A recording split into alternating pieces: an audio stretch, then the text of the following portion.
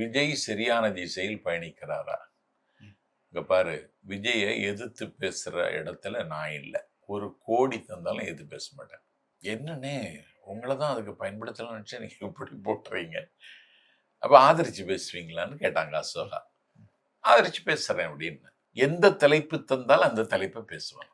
எந்த மோடியை கடுமையான விமர்சனம் செய்கிறேனோ அந்த மோடியை போல் இன்னொரு தலைவர் இல்லைன்னு நீங்க ஒரு தலைப்பு தந்தீங்கனாலும் பேசிடுவேன். இது எனக்கு இருக்கிற ஒரு பேச்சாளருக்குரிய குணம் பேசும். அதே நிறைய பேர் விமர்சனம் செய்யறாங்களே.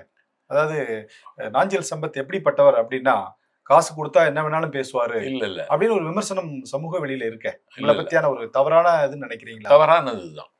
தவறானதுதான். இல்ல, எந்த தலைப்பு என்னால பேச முடியும், அதுக்காக மோடி ஆதரிச்சு பேசுறேன்னு இல்லை. எந்த தலைப்பு தந்தால் அது பேச முடியும்.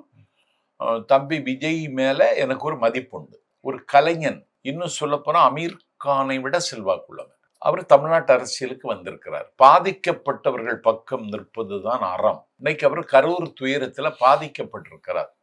அவருக்கு பக்கம் நின்று பேசுவோமே கொஞ்சம்னு சொல்லிட்டு வந்தேன்.